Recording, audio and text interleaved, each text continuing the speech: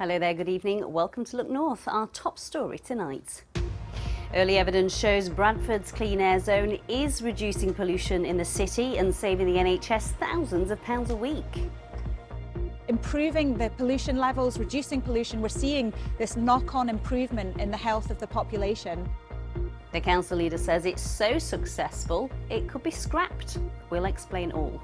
Also tonight, Sheffield is now home to the only Commonwealth War memorial outside of London, remembering troops who died in 2 world wars.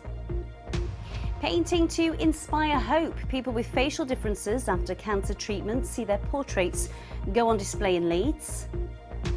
And could you give Nova a home? She's been at kennels for almost 800 days. And did you see it? Blue sky was spotted across parts of North and West Yorkshire just for a time today, but will we be as lucky tomorrow? Join me for the detailed forecast.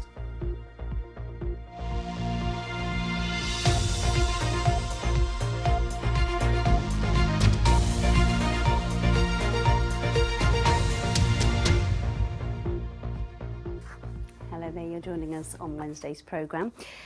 We start with some good news tonight for a change. A study into Bradford's clean air zone has found early evidence of improvements in public health that could be saving the NHS £30,000 a month. Now, the zone was launched back in 2022 as part of a wider clean air plan for Bradford. Commercial vehicles which don't meet certain pollution standards have to pay to drive into parts of the city.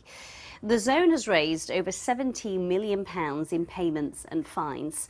And the council says the city's hybrid fleet of taxis is now the cleanest in the country, with more than 700 that are fully electric.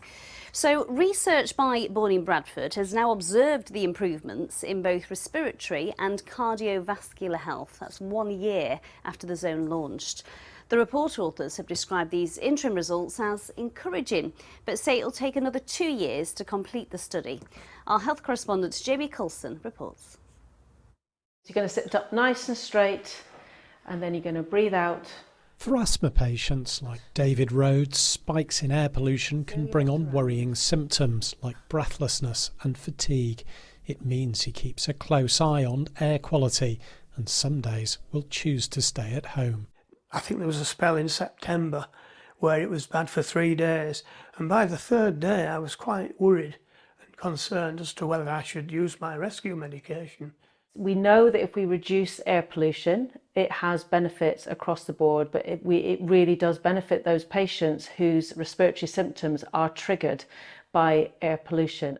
Now, the early findings of new research suggest the number of people seeking help from their GP for respiratory or cardiovascular problems has been falling since the introduction of measures in Bradford to improve air quality. The Clean Air Zone was launched in Bradford in September 2022, which introduced charges for the most polluting commercial vehicles entering parts of the city. It was a central pillar of Bradford's Clean Air Plan, which brought in policies to tackle illegal levels of nitrogen dioxide. The study looked at a 2-year period before the Clean Air Plan was introduced and then compared it with a similar timescale once the measures were put in place. It then analysed the number of patients seeking help from their GP or A&E for respiratory or cardiovascular problems. It found that 1 year after the launch of the Clean Air Zone, there were on average 598 fewer GP visits for respiratory health each month and 134 fewer visits for cardiovascular health. The study has estimated this is saving the NHS more than £30,000 each month. Historically, we've had very high levels of respiratory and cardiovascular ill health. Much of that we've shown has been caused by pollution in the city. So by improving the pollution levels, reducing pollution, we're seeing this knock-on improvement in the health of the population, and that's resulting in reduced healthcare burden for our very hard-pressed NHS doctors and nurses who are on the front line.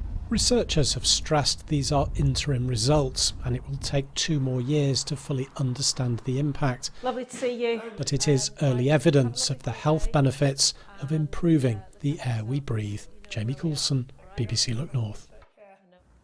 So do these health benefits now mean that the city is hitting targets for clean air pollution? I've been speaking to the leader of Bradford Council, Susan Hinchcliffe. So we're much better than we were. So we had 35 areas which were outside the legal levels. Now we just have 4, so we're making significant progress in that direction. What extra measures are you taking in those places where you're not yet reaching the legal levels of pollution? We have to continue with the clean air zone to show that we're making continuous improvement to governments, and obviously we're using the clean air zone money, which we can't use for anything else, to actually pay for clean air initiatives all around the district. So Clean Air Schools programme is something that we're also funding at the moment to make those extra differences in those areas where we know we need to improve air quality even further. The clean air zone is only a partial measure. It doesn't include most passenger vehicles. So if you know that this is potentially saving lives, why not go further? It was told to us that actually passenger vehicles were not needed to be going in, and therefore we've left with business vehicles and taxis who are in the zone. I just want to say thank you very much to all the businesses actually in Bradford who've participated in this, particularly our taxi fleet, who are now the cleanest in the country. Without them and without their efforts, we couldn't have done this. There's no legal obligation to keep the measures in place once stable levels have been met. So will you lift the clean air zone? Absolutely. We have to demonstrate to government that we've achieved the clean air limits for all the areas in Bradford, and we have to sustain that for a period of time. And then after that, when we've proven that we're able to do that, government will then allow us to remove the clean air zone. What's to stop those polluting vehicles coming straight through the city again once it's lifted? There was a £40 million grants from governments that we gave out to businesses in Bradford to improve their vehicles and buy new vehicles. That has also will sustain in the future because those vehicles will still be in Bradford. People have bought new vehicles and that is obviously going to have a lasting benefit for people of Bradford from the air quality here. Susan Hinchcliffe, thank you. Thank you.